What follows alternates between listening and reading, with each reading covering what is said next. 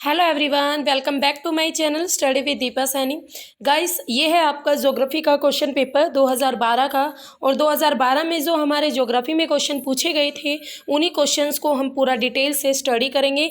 तो most important question है और काफ़ी डीप लेवल के थे, तो प्लीज़ ध्यान से देखना वीडियो को, ठीक है, लास्ट तक। तो चलिए शुरू करते हैं अपना क्वेश्चन नंबर 1। अपर्दन का सामान्य चक्र किससे संबंधित है? अपर्दन का सामान्य चक्र किससे संबंधित है? सागरीय अपर्दन, पवन अपर्दन, नदी अपर्दन, हिम नदी अपर्दन। तो देखो, जो अपर्दन, जो इरोजन था, जो आपका अपर्दन का सामान्य चक्र भी दिया था, डेविस का अपर्दन चक्र भी था, वो नदी अपर्दन से रिलेटेड था कि कैसे एक नदी पर्वत से निकल कर बहना शुरू करती है और एंड में कैसे सतलाकृतियों को बीच में काटती चलती है, युवावस्था, प्रौढ़ावस्था और वृद्धावस्था, 3 अवस्थाओं से गुजर कर और लास्ट में भाई समुद्र में मिल जाती है डेल्टा बनाते हुए। तो ये जो पूरा चक्र है इसे ही बोलते हैं नदी अपर्दन चक्र। इसे अपर्दन का सामान्य चक्र भी कहते हैं। डेविस महोदय ने इसमें काफ़ी काम किया था। तो ये क्वेश्चन था। क्वेश्चन नंबर 2 इज वैगनर के अनुसार महाद्वीपीय विस्थापन के लिए निम्न में से कौन सा बल या शक्ति उत्तरदायी है? वैगनर का जो कॉन्टिनेंटल थ्योरी थी गाइस, उसके लिए कौन सा बल सबसे ज़्यादा था? ज्वारीय, तनाव, दबाव और संवहन। तो गाइस, ज्वारीय बल सबसे ज़्यादा या निम्न में से ज्वारीय बल ही उत्तरदायी माना गया है। जो कॉन्टिनेंटल थ्योरी, यानी भाई आपके सारे महाद्वीप एक दूसरे से अलग कैसे हुए, उस थ्योरी के लिए ज्वारीय बल उत्तरदायी है। नेक्स्ट आता है क्वेश्चन नंबर 3। और यहाँ पर ये कुछ आपके पास सतलाकृतियाँ हैं और उसके साइड में दी गई हैं कि कौन सी सतलाकृति कैसी है। ठीक है, जैसे कैटिल की बात करें तो भाई कैटिल आपकी क्या कहलाते हैं? कैटिल जो आपकी हिम नदी है, ठीक है, हिम नदी अपने साथ तो सेडिमेंट लाती है, हिमोड बोलते हैं उन्हें, जो वो अपने साथ जो गाद कंकर पत्थर लाती है, ग्लेशियर्स, तो उस गाद कंकर पट्टी के साथ साथ एक गहरे गड्ढे से हो जाते हैं जिन्हें बोलते हैं कैटिल। ठीक है, कैटिल या केतली भी कह देते हैं कैटिल। नेक्स्ट आता है टोन। ये सारे के सारे ना एक्चुअली आपकी हिम नदियों द्वारा बनी आकृतियां हैं। एक चीज़ तो ये कैटिल, टोन, एस्कर, ड्रमलिन सारी की सारी ग्लेशियर द्वारा बनी हुई है। टोन की बात करें, जब कोई आपका ग्लेशियर का पहाड़ या पर्वत होता है और बीच में से एक कुर्सी की आकृति में, जैसे भाई ये पर्वत था तो एक कुर्सी की आकृति में इस तरीके का गड्ढा हो जाए तो इसे कहते थे सर्क। क्या कहते हैं इसे? सर्क। और जब इस सर्क में बर्फ पिघल कर पानी भर जाए तब इसे कहते हैं टोन। ठीक है, तो सर्क पर निवास करने वाला एक छोटा पर्वत सरोवर कहलाता है टान। समझ में आ गया? नेक्स्ट देखो, नेक्स्ट आता है एस्कर। निम्न विसर्पी हिमोड जलोढ़ कटक। भाई एस्कर क्या कहलाते हैं? जो कटक की शेप में आपकी जो जलोढ़ मिट्टी है या जो सेडिमेंट है वो जम जाते हैं एक कटक की शेप में, एक लंबाई में, तब उन्हें एस्कर कहते हैं। और ड्रमलिन, ये तो मोस्ट इंपॉर्टेंट है, बार बार एग्जाम में आता है। तो हिम गोलाशम मृत्तिका की जो अंडाकार होती है ना ऊपर से, ठीक है, अंडे की शेप, जैसे अंडों की टोकरी कह लो, तो हिम गोलाशाम जो मिट्टी होती है उसकी अंडाकार और दीर्घ वृत्ताकार जो पहाड़ी होती है उसे कहते हैं ड्रमलिन। तो ये चारों मोस्ट इंपॉर्टेंट है और चारों आपको पता होनी चाहिए। आंसर मैंने साथ के साथ बता दिए हैं। नेक्स्ट आता है क्वेश्चन नंबर 4। विश्व की सतलाकृति का अधिकांश भाग निम्नलिखित युग का है। मोस्ट इंपॉर्टेंट क्वेश्चन गाइस, आपको पता है महाकल्प से एक क्वेश्चन जरूर बनता है। तो जो भी हमारे फीचर्स हैं, सतलाकृतियां हैं, उनका जो अधिकतर पार्ट है वो किस महाकल्प का है, किस युग का है? तो नवजीव महाकल्प का है। ठीक है, किस कल्प का, किस युग का भाई? नवजीव महाकल्प का। और सबसे लंबी अवधि भी किसकी है? कल्प की है। ये आपका एचटेट में भी आया था, ये भी एचटेट का ही क्वेश्चन पेपर है 2012 का। तो नवजीव महाकल्प। नेक्स्ट क्वेश्चन आता है यहाँ पर, क्वेश्चन नंबर 5 है। आपको नदियाँ दी गई है और उनकी सहायक नदियाँ दी गई है। Also important question. तो कृष्णा नदी की, देखो मैंने बहुत बार बता रखा भाई, भीमा बहुत पूछी जाती है। कृष्णा की एक भीमा और एक मूसी, भीमा और मूसी दोनों कृष्णा नदी की सहायक नदी है, याद रखना। ब्रह्मपुत्र, ये तीस्ता नदी ब्रह्मपुत्र की सहायक नदी है, जैसे गंगा की तरफ से आती है ये तीस्ता नदी, और जब ब्रह्मपुत्र पश्चिम बंगाल की और बांग्लादेश की ओर मुड़कर डेल्टा बनाती है तब ये तीस्ता नदी उसमें मिलती है। गोदावरी की सहायक नदी की बात करें तो भाई इंद्रावती है। और यमुना की तो सबको पता ही है, चंबल, केन, बेतवा, ये सारी यमुना की सहायक नदी है। ठीक है, तो चंबल नदी एक चीज़ के लिए और फेमस है, चंबल रिवर बीहड़ बनाती है। ठीक है, चंबल क्या बनाती है? बीहड़। चंबल के बीहड़ बहुत ज़्यादा फेमस है, वो भी आप याद रखोगे। नेक्स्ट आता है क्वेश्चन नंबर 6। शोभ मंडल में वायु में संचलन निम्नलिखित के द्वारा होता है। तो भाई शोभ मंडल में, वायुमंडल में जो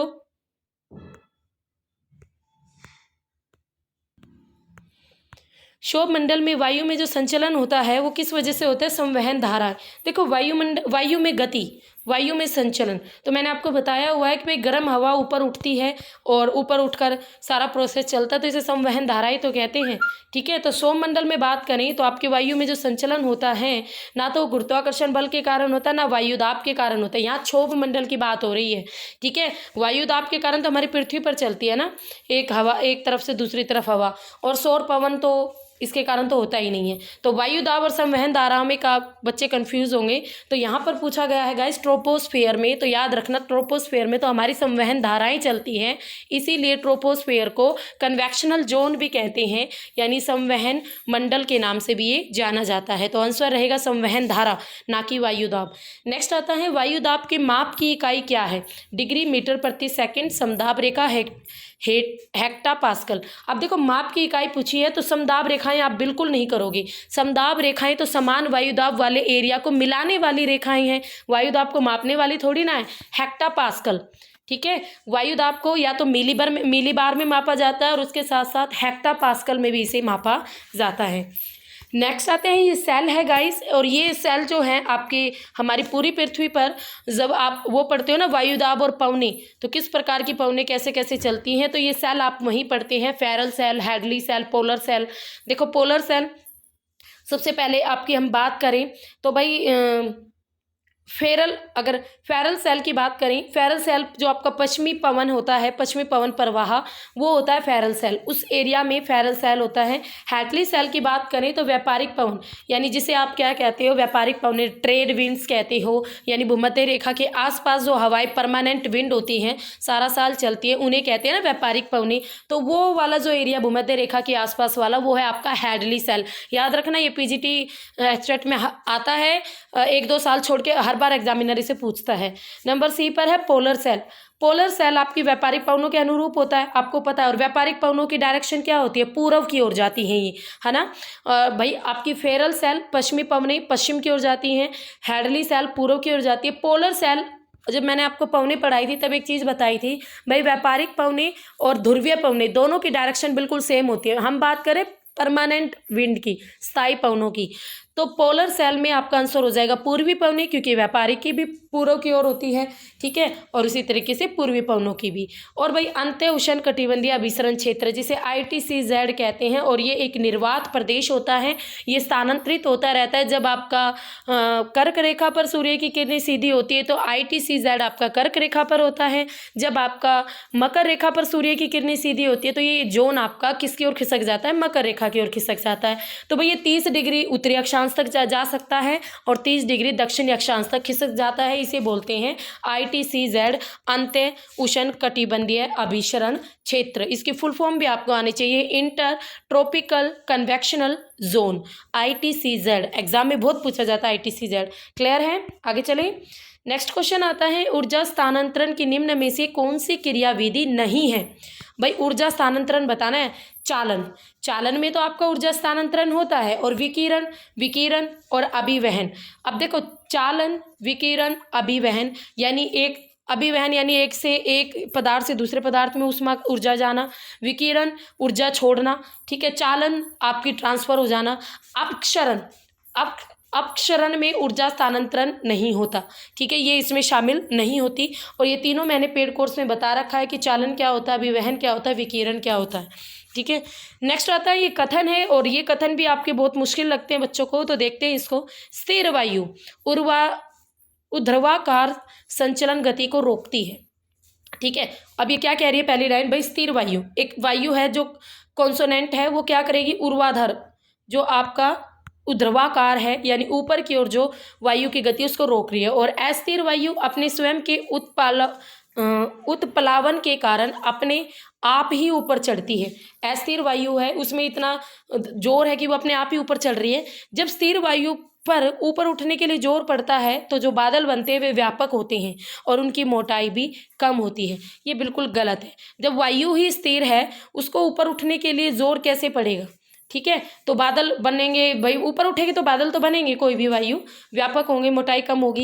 ये मोटाई आगे चल के आगे उस पर निर्भर करता है, ये स्थिर वायु इस तरीके पे नहीं आता, तो ये बिल्कुल गलत है आर, और आपका ए ठीक है। स्थिर वायु जब जो वायु में मूवमेंट ही नहीं होगी तो वो ऊपर कैसे उठेगी, है ना, जब उसकी गति रुक जाएगी। और अस्थिर वायु उसमें मूवमेंट होती है, अस्थिर यानी वो घूमती फिरती है तो वो अपने आप ही ऊपर चढ़ती है।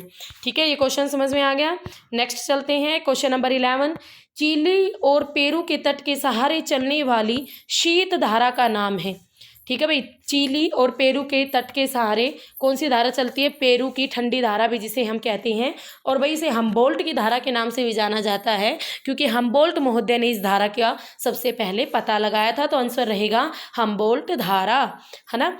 नेक्स्ट आता है क्वेश्चन नंबर 12। उच्च ज्वार और निम्न ज्वार के बीच जल स्तर में औसत अंतर को कहा जाता है? ज्वारीय वेदन, ज्वारीय अवधि, ज्वारीय रेंज, ज्वारीय लहर। तो उच्च ज्वार और निम्न ज्वार के बीच जो वाटर लेवल होता है, उसका जो अंतर होता है, उन्हें कहते हैं ज्वारीय रेंज। क्या कहते हैं? ज्वारीय रेंज। याद रखना इन सब चीजों को। नेक्स्ट आता है, पौधों और पशुओं का ग्रामीण किस युग में हुआ था? ग्रामीण, ठीक है, पौधे और पशुओं का जो ग्रामीण हुआ था, यानी ये कह सकते हो आप, उनको पालना शुरू किया गया था पौधों को, पशुओं को, तो वो नवपाषाण काल में हुआ था। ठीक है, किसमें? नवपाषाण काल में। और हमारी सतलाकृति अधिकांश किस युग की है? नवजीवी युग की है। और पौधे और पशुओं को पालना या ग्रामीण किस युग में शुरू हुआ? नवपाषाण काल में। नेक्स्ट आना है क्वेश्चन नंबर 14। हमें बताना कौन सा रोंग फैक्टर है? स्वपोषी, देखो स्वपोषी क्या है? जो अजैव स्रोतों से ऊर्जा लेते हैं, उन्हें ऊर्जा संपन्न जैव मिश्रण में जमा देते हैं। अजैव स्रोतों से ये स्वपोषी यानी जो अपने आप ही सब कुछ प्राप्त करते हैं, तो अजैव स्रोतों से ये ऊर्जा लेते हैं भाई, और ऊर्जा संपन्न जैव मिश्रण में जमा देते हैं। विषमपोषी होते हैं जो जीवित जीवों से अपनी ऊर्जा प्राप्त करते हैं। ठीक है, विषमपोषी यानी लगभग स्वपोषी पर निर्भर रहते हैं, जीवित जीवों से अपनी ऊर्जा प्राप्त करते हैं, दोनों करेक्ट। तीसरा शाकाहारी, जो जीव पौधों और पशुओं का भोग करते हैं। भाई शाकाहारी हर कोई जानता है, वो पशुओं को कैसे खाएगा? तो रोंग फैक्टर तो आपका यही है। मृतभक्षी, मृत जीवों, मृतभक्षी यानी इसमें आ जाते हैं आपके बैक्टीरिया टाइप में, जो मरे हुए जीवों से अपना भोजन प्राप्त करते हैं, तो उसे कहते हैं मृतभक्षी। तो यहाँ पर तो सीधा सबको पता है, बच्चे को भी पता है, शाकाहारी लोग तो कुछ नहीं खाते, पशुओं का भोग नहीं करते, पौधे तो खा भी लेते, पशु थोड़ी ना खाएंगे पशुओं को। नेक्स्ट आता है समुद्री टीला, जिसका स्पाट शिखर है। भाई ये कि समुद्री टीला है और जिसका शिखर स्पाट है, इसे किस नाम से जाना जाता है? शोल, भीति, नीमगन द्वीप, गुयाट या किनारा। बिल्कुल राइट, नीमगन द्वीप। गयोट के नाम से भी कहते हैं, गुयाट कह लो, गयोट कह लो। ठीक है, स्पेलिंग याद रख लेना, GUYOT। ठीक है, GUYOT। ये मोस्ट इंपॉर्टेंट क्वेश्चन है और बार बार एग्जाम में आता है ये। ठीक है, तो नीमगन द्वीप समुद्र के अंदर डूबा हुआ होता है ये, और इसे गयोट कहते हैं। तो आपसे एग्जामिनर यूं पूछ लेगा, भाई समुद्री पर्वतों को क्या कहते हैं? गयोट। समुद्र ऐसा द्वीप बताइए जो पानी में डूबा रहता है, उसे क्या कहते हैं? वो गयोट। ठीक है, नेक्स्ट आता है क्वेश्चन नंबर 16। निम्न में से कौन सा सही सुमेलित नहीं है? हमें बताना कौन सा करेक्ट नहीं है। P Haggett, geography the modern synthesis, P.E. James, all possible worlds, G.P. Marsh, explanation in geography, और भाई आपका एम्बलर, एडम्स और गोल्ड, इसकी स्पेशल ऑर्गेनाइजेशन। तो भाई देखो, हैगेट की मॉडर्न सिंथेसिस यानी हगेट बहुत मॉडर्न था, इस तरीके से आप याद रख लो। अगर आपको एग्जाम में मॉडर्न ज्योग्राफी से रिलेटेड कुछ भी दिखे ना, आप हगेट डालोगे। ठीक है, इन्होंने बहुत काम किया था मॉडर्न ज्योग्राफी में। जेम्स की थी ऑल पॉसिबल वर्ड्स, बिल्कुल करेक्ट, ऑल पॉसिबल वर्ड्स आपकी जेम्स की थी। मार्स की एक्सप्लेनेशन इन ज्योग्राफी, ये मार्स महोदय की नहीं थी। एक्सप्लेनेशन इन ज्योग्राफी आपकी मार्स की नहीं थी। और गोल्ड की स्पेशल ऑर्गेनाइजेशन, ये भी करेक्ट है। ठीक है, तो यहाँ पर हमारा सी रोंग हो जाएगा। नेक्स्ट आता है, निम्न में से कौन सा कथन सही नहीं है? क्षेत्रीय विभेदन से है ये। क्षेत्रीय विभेदन की अवधारणा इंडियोग्राफिक उपागम से संबंधित है।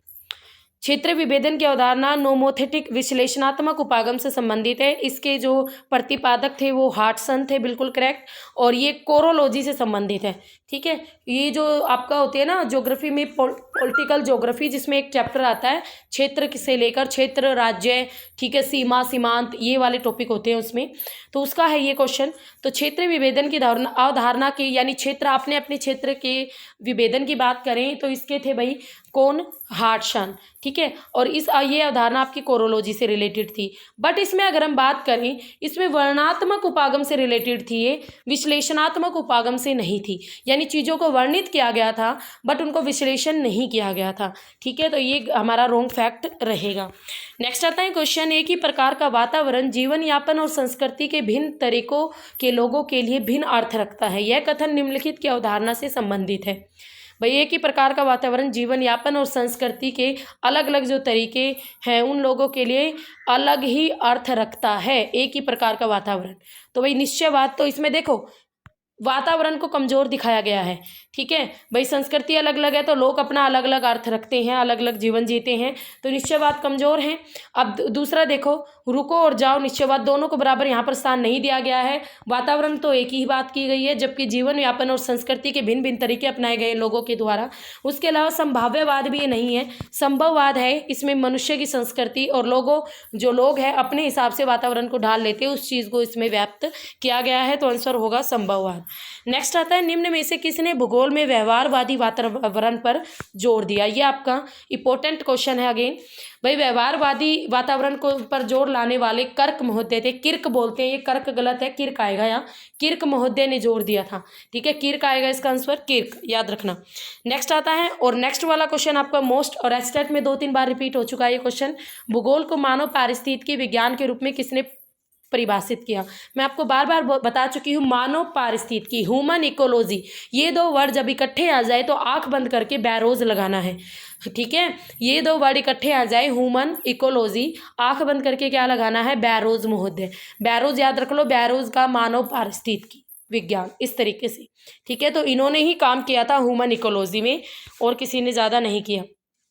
नेक्स्ट आता है भाई 2011 की जनगणना के अनुसार निम्नलिखित महानगरों में से किसमें सबसे अधिक पॉपुलेशन दर्ज की गई? तो देखते हैं, चेन्नई, दिल्ली, कोलकाता, मुंबई। तो भाई चेन्नई, कोलकाता, दिल्ली और मुंबई में बच्चे कंफ्यूज हो सकते हैं, तो आंसर रहेगा हमारा मुंबई। क्योंकि अगर जनसंख्या घनत्व की बात करें ना, यानी पॉपुलेशन डेंसिटी, तब आपका दिल्ली आंसर रहेगा 11,297 वर्ग किलोमीटर। बट यहाँ बात करें खाली पॉपुलेशन की, तो आंसर रहेगा मुंबई। क्लियर है। नेक्स्ट आता है क्वेश्चन नंबर 22, भारत में निम्न में से कौन सा राज्य जनसांख्यिकीय संक्रमण अवस्था से गुजर रहा है जिस दौरान निम्न प्रजनन और निम्न मृत्यु दर है? यानी ऐसा कौन सा राज्य भाई जिसमें जन्म दर भी कम है और मृत्यु दर भी कम है? असोम, आपका हरियाणा, पंजाब, तमिलनाडु। तो भाई इसका आंसर होगा आपका तमिलनाडु राज्य, जिसमें निम्न प्रजनन है और निम्न मृत्यु दर है, ठीक है। नेक्स्ट आता है क्वेश्चन नंबर 23, निम्न में से कौन सा भारत में ग्रामीण बहिर् प्रवास का महत्वपूर्ण कारक है? यानी गांव से बाहर की ओर लोग जा रहे हैं, उसका महत्वपूर्ण कारक कौन सा है, कौन सा फैक्टर है जो प्रभावित कर रहा है? कृषि अक्षमता, जनसंख्या वृद्धि, ग्रामीण क्षेत्रों में आधारभूत सेवाओं का अभाव, बेरोजगारी। तो भाई भारत में जो गांव में लोग हैं उनको नगरों की ओर क्या चीज़ ज़्यादा प्रभावित कर रही है? बेरोजगारी। लोगों के पास काम नहीं है तो नगरों की ओर वो काम की तलाश में जा रही हैं, तो इसे बोलते हैं ग्रामीण बहिर् प्रवास, गाँव से बाहर की ओर प्रवास। नेक्स्ट आता है वस्तु की विस्तार सीमा किसका संकेत करती है? वस्तु और सेवा खरीदने के लिए लोगों को जो अधिकतम दूरी तय करनी पड़ती है उसे वस्तु की विस्तार सीमा, बाजार में उपलब्ध वस्तुओं की विविधता, सेवा और वस्तु के व्यवहार परक बनाने के लिए अधिकतम मांग या कार्य के निर्वहन के लिए आवश्यक अधिकतम जनसंख्या। तो वस्तु की विस्तार सीमा की बात करें ना, यानी वस्तु का विस्तार लास्ट तक कहाँ है, वो बाउंड्री। तो वस्तु और सेवा खरीदने के लिए लोगों द्वारा तय की गई अधिकतम दूरी, यानी लोग मान लो 1 किलोमीटर दूर से आ रहे उस चीज़ को खरीदने के लिए, तो वो दूरी उसे कहते हैं वस्तु की विस्तार सीमा। तो option number A is correct. वस्तु की विविधता से कोई लेना देना नहीं होता, ठीक है। और व्यवहार परक बनाने के लिए अधिकतम मांग से कोई लेना देना नहीं होता, कार्य के निर्वहन के लिए अधिकतम जनसंख्या, इससे भी कोई लेना देना नहीं होता। विस्तार सीमा का मीनिंग होता है कि कोई व्यक्ति उस वस्तु को खरीदने के लिए कितनी दूर से आ रहा है। नेक्स्ट आता है क्वेश्चन नंबर 25, क्रिस्टालर महोदय का केंद्रीय स्थल सिद्धांत से क्वेश्चन है, इंपॉर्टेंट है। प्रशासनिक नियम क्या? इन्होंने बाजार नियम दिया था, प्रशासनिक नियम दिया था और एक और दिया था भाई, तो एक K3 था, एक K4 था, और प्रशासनिक जो नियम था वो इन्होंने K7 के द्वारा प्रेजेंट किया था। तो आंसर रहेगा K = 7, याद रखना। नेक्स्ट आता है क्वेश्चन नंबर 26, निम्न में से किसे स्वच्छंद उद्योग के रूप में वर्गीकृत किया जा सकता है? सीमेंट, जहाज निर्माण, इलेक्ट्रॉनिक पुर्जे, सूती वस्त्र। तो स्वच्छंद उद्योग की बात करें तो इलेक्ट्रॉनिक जो पुर्जे हैं उन्हें स्वच्छंद, देखो स्वच्छंद उद्योग वो होते हैं जो किसी अन्य इंडस्ट्री पर डिपेंड नहीं करते, ठीक है। तो इनमें से आपके इलेक्ट्रॉनिक जो पुर्जा है ये किसी अन्य पर डिपेंड नहीं करता, जैसे सूती वस्त्र आपके कॉटन पर डिपेंड करते हैं, जहाज निर्माण आपकी मशीनें और अन्य सामग्रियों पर डिपेंड करता है, सीमेंट आपका ये भी अन्य मिट्टी और अलग तरीके की जो बजरी वगैरह होते हैं उन पर डिपेंड करता है, पर इलेक्ट्रॉनिक पुर्जे होते हैं वो एक स्वच्छंद उद्योग है। नेक्स्ट आता है नेट बोया गया क्षेत्र विभाजित कर दिए सकल बोए गए क्षेत्र से, तो क्या निकल कर आता है भाई? तो फसल की गहनता निकल कर आती है, ठीक है। ये सस्य विविधता सूचांक होता है, ये मैंने करवाया हुआ है पेड कोर्स में। नेट बोए गए क्षेत्र को जब हम भाग कर देते सकल बोए गए क्षेत्र से तो हमारा निकल के आती है फसल की गहनता, कितनी फसल की गहनता है। नेक्स्ट आता है क्वेश्चन नंबर 28, न्यूनतम लागत अवस्थिति के सिद्धांत का प्रस्ताव किसने रखा था? भाई न्यूनतम लागत अवस्थिति का सिद्धांत वेबर महोदय का था, ये औद्योगिक अवस्थिति का सिद्धांत, ठीक है, कि एक कम खर्चे में हम एक इंडस्ट्री को कैसे बसाएं कि उसे कच्चा माल और सारी चीज़ें नज़दीक ही अवेलेबल हो जाएं। तो ये वेबर का था औद्योगिक अवस्थिति सिद्धांत, या न्यूनतम लागत अवस्थिति सिद्धांत के नाम से भी जाना जाता है। नेक्स्ट आता है संयुक्त राज्य अमेरिका में नगरों के उपांत में सब्जियों, फलों और फूलों में गहन खेती की जाती है। तो भाई अमेरिका में इसे ट्रक फार्मिंग कहते हैं। क्या कहते हैं? ट्रक फार्मिंग, याद रखना। नगरियों के उपांत यानी बाहरी इलाकों में जो सब्जी, फल और फूलों की जो खेती बाड़ी होती है उसे संयुक्त राज्य अमेरिका में ट्रक फार्मिंग कहते हैं। बहुत बार ये क्वेश्चन आ चुका है आपके पीजीटी में। नेक्स्ट आता है क्वेश्चन नंबर 30, जापान में इस्पात मिलें तटीय स्थानों की ओर क्यों स्थापित की जाती हैं? लोहा अयस्क भंडारों की समीपता, स्थानीय बाजारों की समीपता, सस्ते श्रम की समीपता। इस्पात मिलें तटीय स्थानों की ओर क्यों स्थापित की जाती है? क्योंकि भाई जो है ना जापान में जितनी भी आपकी मिलें हैं, भाई जापान में जितनी भी आपकी मिलें हैं उनके लिए उसे चाहिए कच्चा माल, और जापान में लोहे और अन्य कच्चे माल की कमी है तो वो उन कच्चे माल को खरीदता है। तो वो कच्चा माल तटीय इलाकों पर यानी समुद्र के रास्ते से ही, जैसे इंडिया से भी खरीदता है तो समुद्र के रास्ते से ही जापान पर जाएगा। तो इसीलिए जितनी भी इस्पात मिलें हैं वो आपकी आयातित कच्चे माल और जो इस्पात तैयार हो जाता है उनकी परिवहन लागत जो हमारी न्यूनतम रहे, इसके लिए जापान के जो इस्पात मिलें हैं वो तटीय इलाकों में ही क्या की जाती है? तटीय इलाकों में ही रखी जाती है, ठीक है, स्थापित की जाती है। समझ गए क्यों की जाती है? कच्चा माल खरीदते हैं तो वहीं के वहीं मिल जाता है, तैयार माल वहीं के वहीं बेच देते हैं। तो इससे क्या होता है? परिवहन लागत न्यूनतम होती है, परिवहन का खर्चा बच जाता है। नेक्स्ट आता है मानव प्रजातियों के वर्गीकरण के लिए निम्नलिखित में से किस कसौटी का उपयोग नहीं किया जाता? तो भाई ये तो मैंने अभी यूट्यूब चैनल पर भी पढ़ा है।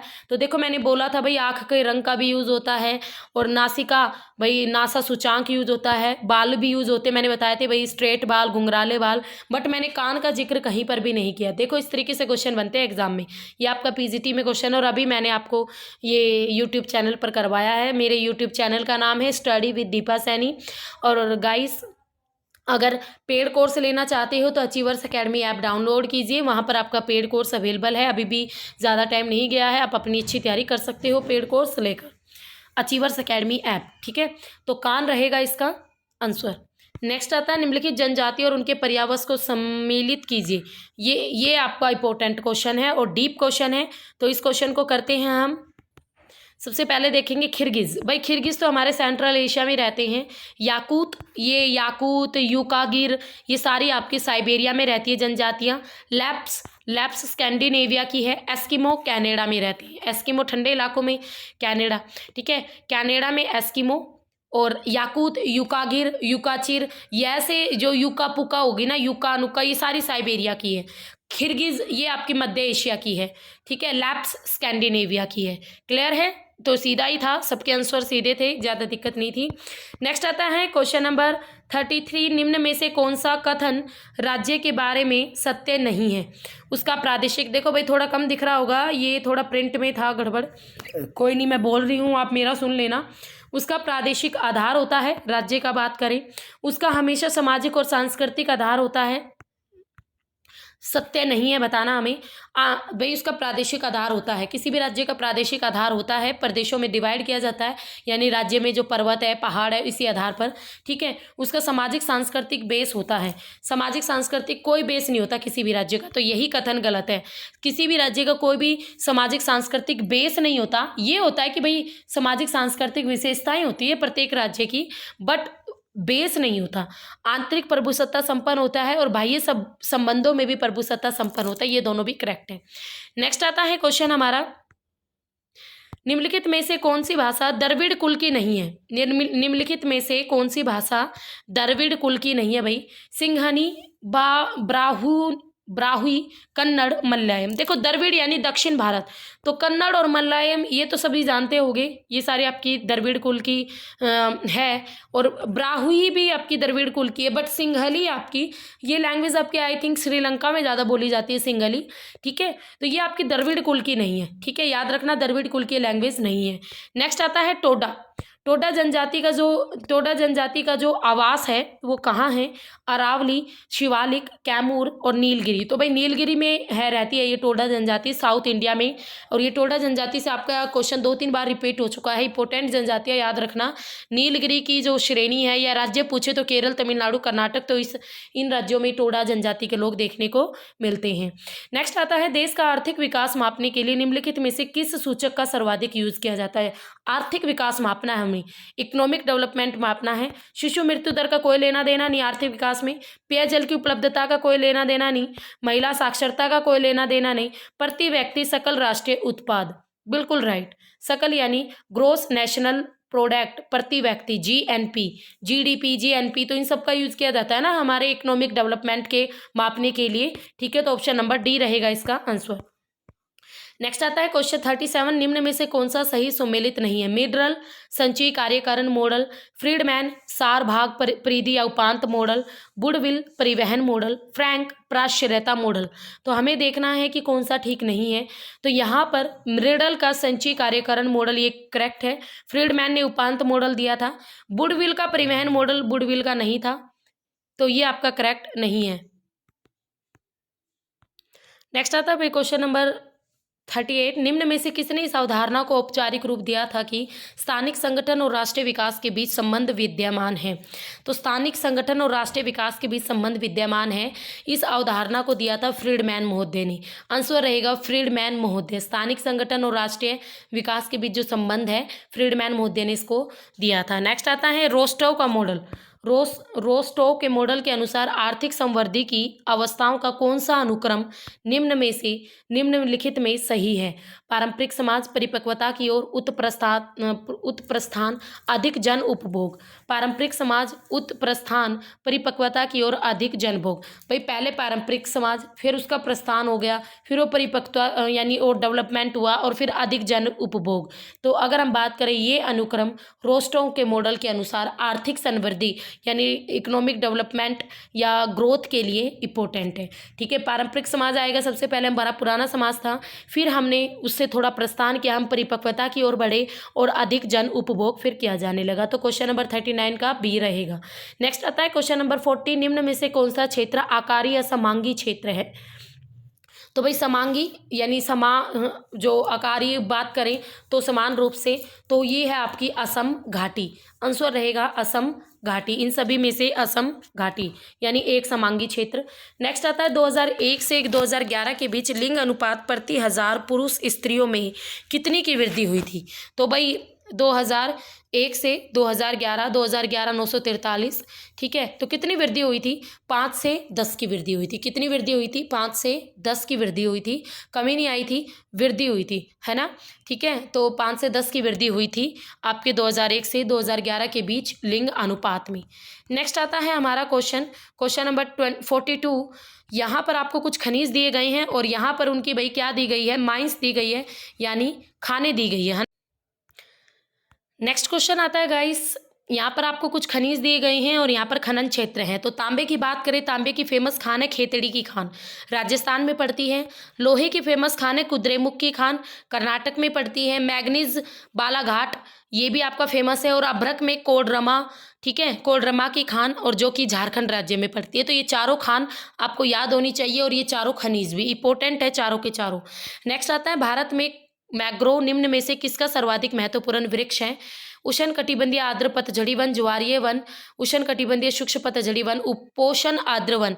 तो देखो इनके नाम मैंने सारे करवा रखे। मैंग्रोव वन, जिन्हें ज्वारीय वन भी कहते हैं, डेल्टाई वन भी कहते हैं। तो ये बहुत सारे नाम हैं इनके मैंग्रोव वनों के। तो यहाँ पर आंसर रहेगा ज्वारीय वन, जो कि ऑप्शन में दिया हुआ था। नेक्स्ट आता है क्वेश्चन नंबर 44, निम्न में से कौन सा सही सुमेलित नहीं है? विशाखापट्टनम, ये बंदरगाह, विशाखापट्टनम बंदरगाह जहाज निर्माण होता है यहाँ पर, ठीक है, और उसके साथ साथ जहाज़ों की मरम्मत भी की जाती है। और भद्रावती, भद्रावती में भाई लोहा और इस्पात कारखाना है, बिल्कुल करेक्ट। पिंजौर में आपके मशीन औजार का सबसे महत्वपूर्ण कारखाना, ये भी करेक्ट, फेमस है पिंजौर, पंचकुला औजारों के लिए। टीटलागढ़ की बात करें, रेलवे उपकरण, ये गलत है। टीटलागढ़ रेलवे उपकरण के लिए आपके लिए कोई और जगह फेमस थी, टीटलागढ़ नहीं है, तो ये आपका गलत है। बाकी ये तीनों करेक्ट हैं। नेक्स्ट आता है निम्नलिखित अधिकतम प्रतिशत की दशकीय वृद्धि किस दशक में हुई थी? भाई सबसे ज़्यादा अधिकतम यानी जनसंख्या वृद्धि, दशकीय वृद्धि किस ईयर में थी? तो 50 से 51 ज़्यादा नहीं थी, 61 से 71 नॉर्मली ही चल रही थी। 71 से 81 के बीच हमारा थोड़ा सुधार आ गया था, देश में आपकी चिकित्सा सेवाओं में सुधार आ गया था। तो हमारी जो दशकीय वृद्धि दर है वो अधिकतम अनुभव की गई थी 1971 और 81 के बीच में। तो आंसर रहेगा ऑप्शन नंबर सी। नेक्स्ट आता है आवर्ती वितरण दर्शाने के लिए सर्वाधिक उपयुक्त निम्न में से कौन सा आरेख है या क्या है? तो भाई आवर्ती वितरण दिखाना हमें, यानी आवर्ती दंड आरेख, पाई आरेख, रेखा आरेख, आयत चित्र। आयत चित्र के द्वारा आवर्ती वितरण को दिखाया जाता है बिल्कुल अच्छी तरीके से। नेक्स्ट आता है क्वेश्चन नंबर 47, नदीय उन्मोचन के औसत मान की परिगणना करने के लिए निम्न में से किसका सामान्यतः उपयोग किया जाता है? गणितीय माध्य, ज्यामितीय माध्य, हरात्मक माध्य, भारित माध्य। तो आंसर रहेगा ज्यामितीय माध्य, ठीक है। ये सारे आपके माध्य हैं। मीन, जैसे आपने मीन, मीडियन, मोड का रख किए थे ना, उसमें आपका गणितीय माध्य आता है, ज्यामितीय माध्य, हरात्मक माध्य, ठीक है, और माध्य का बहुलक, वही सारे हैं ये। तो औसत मान की जब हम गणना करते हैं औसत मान की, तो ज्यामितीय माध्य यानी मीन का यूज करते हैं। नेक्स्ट आता है क्वेश्चन नंबर 48, निम्नलिखित RN मूल्यों में से कौन सा बिंदु वितरण का यादृच्छिक प्रतिरूप दर्शाता है? तो भाई यादृच्छिक प्रतिरूप, ये पूरी टेबल है इसकी, ठीक है, RN मूल्यों की। तो 1.0 रहेगा इसका आंसर, ठीक है। पेड कोर्स में मैंने ये चीज़ करवा रखी है। नेक्स्ट आता है क्वेश्चन नंबर 49, विविध भौगोलिक विशेषताओं से युक्त क्षेत्र के प्रतिनिधि गांव के चयन हेतु सर्वाधिक उपयुक्त प्रतिचयन तकनीक कौन सी है? तो भाई ये सैंपल का क्वेश्चन है, सैंपलिंग का बहुत बार आता है क्वेश्चन। क्या है, ध्यान से सुनना। भौगोलिक विशेषताओं से युक्त कोई एरिया है, उसके जो प्रतिनिधि है, उसके कुछ प्रतिनिधि हैं, वो गांव के चयन के लिए सर्वाधिक उपयुक्त प्रतिचयन यानी सबसे उपयुक्त कौन सी सैंपल विधि का यूज करेंगे, ठीक है, प्रतिनिधि को चुनने के लिए? तो सत्रित यादृच्छिक विधि, स्ट्रैटरीफील्ड का यूज करेंगे वो, ठीक है, स्ट्रैटरीफील्ड का यूज करेंगे, स्ट्रैटरीफील्ड सैंपलिंग का। नेक्स्ट आता है क्वेश्चन नंबर 50, निम्नलिखित पद्धतियों में से किसमें अंतर्वेशन का उपयोग किया जाता है? अंतर्वेशन यानी इंटरप्रिटेशन किसमें की जाती है? भाई समान रेखाओं में, समान मूल्य वाली रेखाओं में पहले मान निकाला जाता है, फिर समान मूल्य वाली रेखाएं खींची जाती है, तो इसे ही कहते हैं इंटरप्रिटेशन। तो इसी विधि में इंटरप्रिटेशन किया जाता है और प्रैक्टिकल वर्ग में हम सब ने ये चीज़ कर रखी है कि समान रेखाओं का मान कैसे निकालना है, ठीक है। तो ये थे हमारे 50 क्वेश्चंस और आपके ज्योग्राफी के इंपॉर्टेंट क्वेश्चन थे और काफ़ी डीप थे। तो क्वेश्चंस को ज़रूर करके जाना एग्जाम देने से पहले। आपके आगे आने वाले एग्जाम में बेसिक क्वेश्चन भी काफ़ी थे जो आपकी समझ पर निर्भर करते हैं गाइस। तो थोड़ा सा रिलैक्स माइंड होकर आप क्वेश्चंस को सोल्व करेंगे। तो फिर मिलेंगे, तब तक के लिए have a nice day, okay. और भाई पेड कोर्स अगर लेना चाहते हो तो अचीवर्स अकेडमी पर जाना। और हाँ, अगर आप मेरे चैनल पर न्यू हो तो सब्सक्राइब कर लेना, बेल आइकन जरूर प्रेस करना ताकि आगे आने वाली वीडियो का नोटिफिकेशन आपको इजीली मिल जाए। तो फिर मिलेंगे, तब तक के लिए have a nice day, okay, bye bye, see you.